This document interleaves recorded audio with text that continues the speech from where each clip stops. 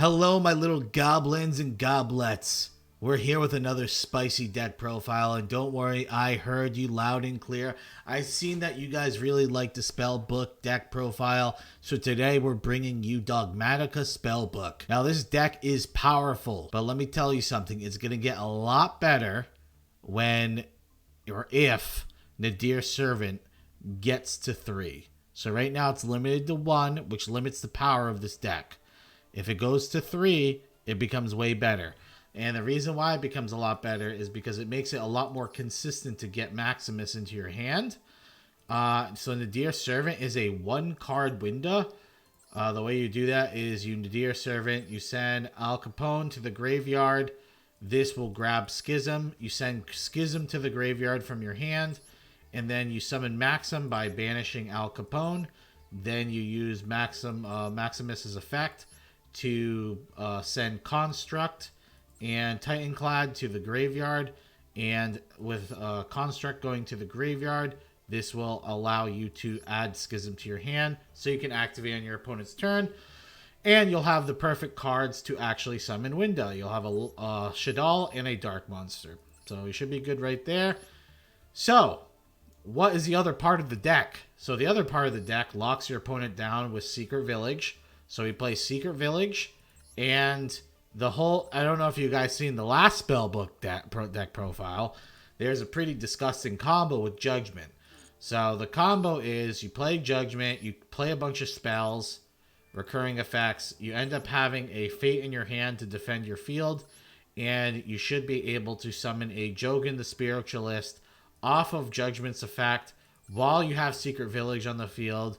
So your opponent's locked out of spells or locked out of special summons. And if for some reason you can't summon the Jogan, that's the reason why we have the Winda combo, right? Winda prevents our opponent from special summoning more than once. Let's just say if your opponent goes in Lubellion on their turn, guess what? Winda will prevent them from using Lubellion because they raise special summons. You have to make sure the Winda is on the field before Lubellion hits the field. I will say that. The deck obviously has a lot of powers, and we're running 3DD Crow, so we can have a good, better matchup against Branded, because Branded is just everywhere. So, what are the strengths of the deck? Well, we're going to get more into that in the second part of the video. Near the end, when we do the recap, we'll talk about the strengths and all that stuff. Let's just get into some games, because that's what you guys want to see, right? I know that's what you want to see, all right? So, we're going to get to some games.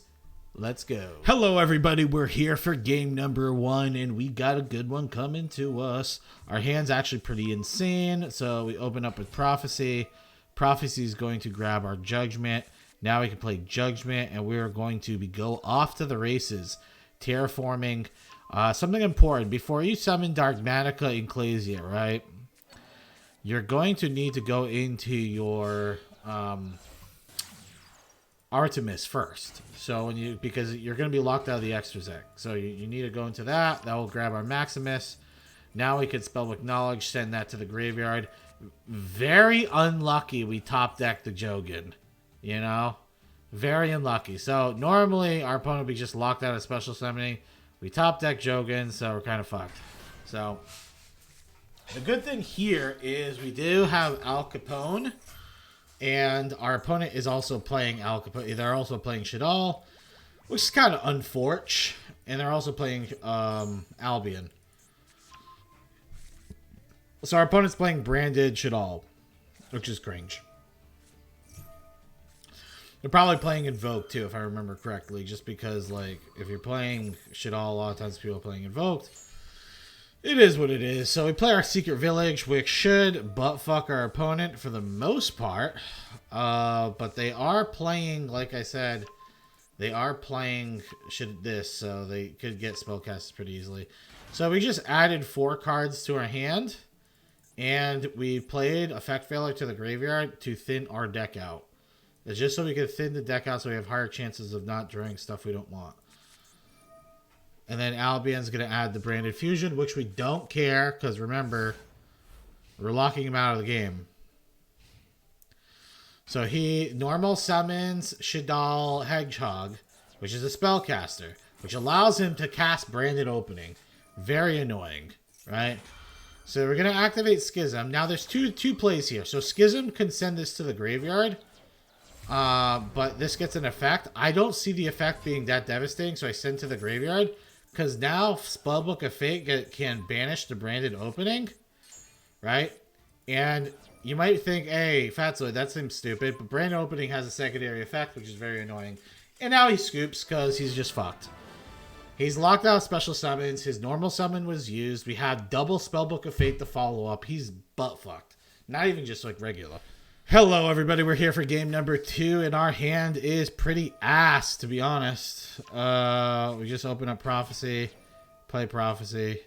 We get Knowledge, activate Knowledge, draw. We actually get those two cards we drew. Actually, not too bad.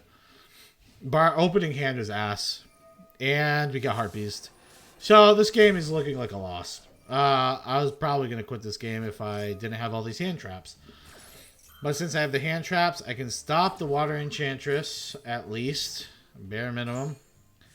But honestly, not looking good. And they're playing Branded. This is tilting. You're probably saying, hey, Fatsoid, how the fuck can you even come back from this? And most of the time you can't. That's probably, if I'm going to be real with you, most of the time you're kind of boned. But it doesn't look like he had any follow-up, which was good. Our opponent's playing 1800 normal monster beatdowns. He's pretty much playing Lejin's. You know Lejin, that card that Kaiba used? It's like Genie of the Lamp. He'd be like, Lejin, Genie of the Lamp! That's why he has 2 of them on the field right now. And our hand's just continuing to be ass. And then he plays Tragedy. This actually leaves us with 200 life points. No, 400. So this is really fucking cutting it close. But we top deck Spellbook. I'm going to say right now, this Spellbook of Secrets, this makes it so, like, this was gonna be, I was going to blow him out of the water. And then I get Ash Blossom, so... Yeah, it is what it is, right? Kind of cringe. But we still have the Spellbook of Secrets. We get Prophecy. Prophecy is going to get our Master. So right now what we're doing is a common thing Spellbook does. We're dumping as many Spellbook cards in the graveyard because we needed enough. Now we have enough to activate Fate twice, which is very important. So now we go into Artemis. We kill his Tragedy. Now, even if he top decks Branded Fusion, half their deck is spells. So if you can lock them out, they're fucked. Like, we don't even care about the opening. Hirka, Spellbook of Fate. Banish. Goodbye. Set. Okay. Now, this is scary. We know this is Branded opening, so we're not afraid of it. We sacrifice both our cards to normal summon Maximus. So I can get Winda online. And then we take 3 hundo to the Ash Blossom. This is not looking good. And again, we don't care about the Albion. We don't care that he's sending Albion. Because if he outs our Secret Village, we just lose the game anyway. We're like living on a prayer right now. It's totally awesome. Does that. Constructs grabs our Schism. Don't have to worry about Called by the Grave. Dude, his entire deck is like half of Branded decks are spell cards. So once you get this online, they're fucked. Like absolutely butt fucked. Now we get our punishment. We're activating secrets to grab knowledge. Knowledge. Boom boom. Draw a bunch of cards. Set 5. Now, look what our opponent has to deal with. He has 4 useless cards face down. I have Spellbook of Fate, Called by the Grave, Infinite Imperm, Dogmatic Punishment, and I have Schism. Dude, he is so screwed. Also, Winda, Spellcaster. So, here we go. We activate the Schism. Here comes beautiful Winda. Then we're going to activate Punishment. So... with Punishment, you're wondering, why didn't you just send Elder Entity? He has 5 spells set. Why would I even want to do that? Keep the 5 spells, bro. Can't cast anything, so I think I'll be taking the dub with the Spellbook of Fate protecting me. And he just concedes. GG. See you later. Some people have a brain and some people don't. And we're here for game number 3. Our hand is actually pretty insane. We go for the secrets. We get the prophecy. Prophecy, this is kind of greedy, honestly, on my part. Getting the prophecy over the judgment, but because if he has imperm, he just stops me right here. Alright, we just play tower. And then we're just playing cards just to play them. If you guys... The reason why we do this is just so we can get to 3. It's very important. So judgment at 3 allows us to get 3 awesome cards, and it lets us... This is our card that locks everyone out of the game. Neither players can special summon, and we have Fate set down, so he cannot normal summon attack over it. So the problem with this is it also prevents us from special summoning, right? But that's fine, because we're going to beat his ass with Blue Boy and Yellow Girl. Like, they're going to get their ass beat by like 500 attacking monsters. Look at this. This guy's like, use your fucking brain. Use your brain, ape. And then we see our opponents playing Ignister. They're playing Ignister. You know how impossible it is for them to win this game as Ignister? It's literally impossible, dude. He has no spells he can use. I don't even know if the deck even runs fucking traps to begin with. I think his only out... If they run Imperm, which I feel like every deck should at least run Imperm, but I don't know. Or at least most decks should run it. If he runs Imperm... That is the only out, I think. Imperm's the only out. Okay. We affect Veiler the Pikara. Just because it says spell and trap, I'm not sure if they have some weird trap that I'm not aware of. You know? Well, we banish that card. Goodbye. We have another 1800 damage coming out. Never mind. Even more. We normal summon Maximus because we're fucking Chads. This actually could have backfired, kind of. Because our opponent has this Ignister, but we banish with our Fates. Like, we could do one more Fate, and the banishes, so it actually dodges the Ignisters. So, the Wild Pegasus. And we have like, pretty much exact lethal for this. Not exact. No, now it's way over. Jesus. Never mind, he's just getting his fucking back blown out. Damn. Hello, this is game number 4, and I'm only showing this game because I thought it was funny. So he activates Melody of the Awakening Dragons.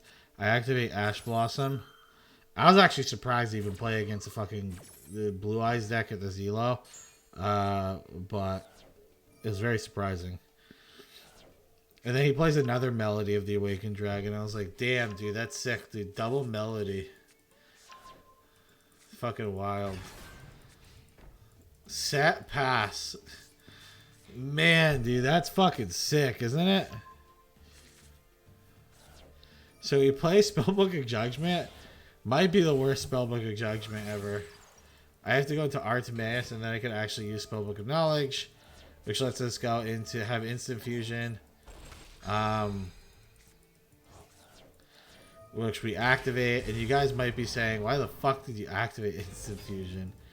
Well, we did it so we could have another like a third, so we could summon Jiawen. So this is a big misplay on my part. So when you do this, you need to turn your, you know, the little thing over here that you can turn on and off, or auto. Instead of auto, you need to turn that on. I thought I had it on, but I didn't. And so the reason why I want to turn it on is because at the end phase, when you have Jogan on the field, I should have been able to activate one of these Fates in my hand, right? Which, 1, 2, 3, I would have been able to banish this Blue Eyes off of the field, and he would have no trigger, right? Just a little small something that you should have been able to do. Because if we banish this Blue Eyes on the field, he's locked out of special summons. This literally, I don't think there's a single card in the Blue Eyes White Dragon deck that could actually fucking kill this. I don't even think they have enough power on their normal summons to kill it. So he activates his third Melody of the Awakened Dragon. He gets Blue Eyes Jet Dragon, and this is what I'm talking about. He has Jet Dragon now, so now he can pop my Jowgen and then special summon Jet. Where if I played like not like someone with like 3 IQ, I would have been able to have this banish, and none of this would have even been able to happen. I could have resolved my turn next turn and just destroy him. But it is what it is. When I summon Maximus, he activates Ultimate Fusion. Now here, I was like thinking, I'm like, oh wait, he needs 2 Blue Eyes to go into Twin. But I forgot that Blue Eyes Tyrant Dragon is a it needs a Blue Eyes and any dragon monster. So he still has 11 Year in his hand. So this play really isn't going to do anything. So I try to banish. So I wanted to banish the Jet, because Jet can keep coming back from the graveyard, and banish the Blue Eyes. I thought we were going to stop him from going into something, but nope, he just goes into Tyrant, and that's going to pop my Maximus. We get our Blue Boy, because remember, you need a spellcaster on the field to activate Fate, because we're Chads. Only Chads play Blue Boy. If you don't play Blue Boy, don't talk to me.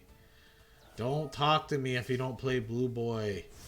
Don't talk to me if you don't play Blue Boy. I rep them Crips, you know? No, I'm kidding. And we banish. And he just gives up. That's just the power. The power of this deck has, like, there's so much control in it, and you have so much value off of the Judgment. It's crazy how good Judgment is. Welcome to game number 5, where the real shit happens. We opened up Judgment, so this shit about to get real as fuck. Secret Village, Spellbook, boom, dude. He is so fucked, dude. Dude, look at the value I'm about to get out of this shit. So much value. So I actually think, like, I always do this because I'm like super greedy. I'm like a greedy bastard. But like when you do Spellbook of Secrets, I don't actually think you should get Knowledge. Especially if you're going to be able to hit 3 off Spellbook of Judgment. I actually think the right play here is to... I guess I have Mastery in hand. No, that's still wrong. When I had Spellbook of Knowledge in my hand, I should have used Mastery to activate on Spellbook of Secrets to have a Fate. So I could set Fate on the field before the end phase. So that's a big misplay on my part. But as you see, we're going to add a full grip of cards into the hand and then summon Jowgen. But our opponent is going to have the Albion, which we're going to stop with Ash Blossom. The good news here is we have 2 spellcasters. So if he summons Albion, attacks this, he can special summon cards, but he's got no spell action still. So, fuck you. That's all I'm going to say. You play Branded, you get a big FU. Alright, we play our little Blue Boy. And we're just going to be comboing off. Damn, we're just drawing, dude. Look how many cards we drew. You have 18 cards in the deck. Dude, look at that value. I know you guys are getting horny for that value. So the reason why we banished the right call, this was a debatable call here. So we could have activated Shadal call, like we could have, because we had Schism in hand, we could have popped here, or we could have used Fate and have Dogmatika as backup, right?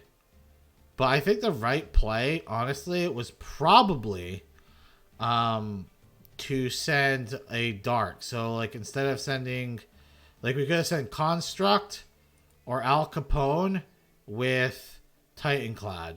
I think that was actually the right play. So he ends up having Branded Sword, so he is able to get a trap, but I think that's fine. Like, who cares? Right? He could special summon Spriggan's Kit. We actually can't use the Schism because I have Brain Rot. The good thing is I am still going to be able to activate Schism pretty much because of punishment. So we activate Punishment. We send Titanclad. And then Titanclad is a dark, so I could have gone into Winda. But that was a big misplay. Just be very aware of what you're sending to the graveyard, because when you're using Schism, you need to... It's if you make a mistake, you're losing the game. That's literally what it is. You make a mistake with the deck, you lose the game. It's not very forgiving. You're not playing Branded, where you can play 16 fucking fusion cards in a row and like twiddle your thumbs, have your finger up your nose, and start having dribble coming down your lips. You actually have to, like, if you make any, it's not forgiving deck. Like, you fuck up on anything, you lose the game. And if you watch the stream from yesterday, from when this video is posted, because I stream on Twitch TV, you can come visit me and give me a follow. If you watch the stream, you'll understand that very well. Hello, everybody. We're here for game number 6. So we got Damon Hart. And we're going to Ash Blossom this shit right off the fucking bat. This card's insane. Machina. I like to show you guys a variety if I can, instead of me playing Despia every 5 seconds. So we're getting cringed on with this Ash Blossom, but it is okay. So we're going to Spellbook of Secrets, add Judgment, and then we're going to add Judgment. We're going to add Mastery, add Knowledge. Shit's just popping off right now. Artemis. So if you're wondering why I play like this, why I go into Artemis, because if I activate Spellbook of Knowledge and I sacrifice Artemis, or let's say I use it on Blue Boy, if I top deck Maximus, I actually can't summon Maximus. Even if I top deck Ecclesia, I can't summon Ecclesia. So this allows you... actually, Ecclesia doesn't really matter, but Maximus is the biggest reason why. So we draw, we get a DD Crow, and a fucking few other cards. Pretty good. We banished their back row. Their back row was actually pretty slick. Urgent rest schedule. So this card requires them to tribute a card. So we Dogmatika Punishment and Elder Entity. So we want to pop both his cards. So he actually has nothing to do that turn. And now we can just play on our boy here. Yeah, he was butt fucked, dude. It just shows you the real like control this deck can bring, the value it has. It's nuts. Hello, thank you for getting this far in the video. I hope you guys are having a fantastic day. If you enjoy this type of content, please consider giving me a sub. Hit that little button, turn on the little bell, play with yourself a little. I don't care. But it'd be a very big help to me. And if you want, join our Discord. Even better, in my opinion. But let's talk about the deck. That's what this is about. It's about the recap, right? And in the recap, all I want to say is the deck's fun. The deck's very fun.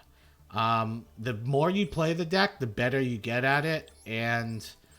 yeah, I mean, any decks that are like that, I always really enjoy. I threw in these DD Crows just because I was getting sick of fucking Despia Branded. And it's fucking AIDS to play against. It's so annoying to play against. But DD Crow is actually pretty helpful against stopping some of the recursion. Because you can banish either the Albion when they send it to the graveyard so they don't get the search effect. Or... you can just banish the target of the Branded in Red.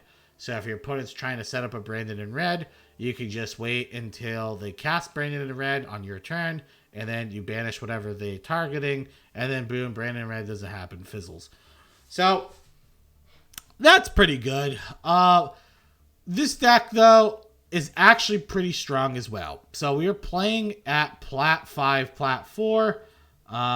Remember, it's very early in the season, so it's very competitive at that level. Every deck we were playing against was cringe tryhard shit, so it is what it is. You check out the stream, you'll see for yourself.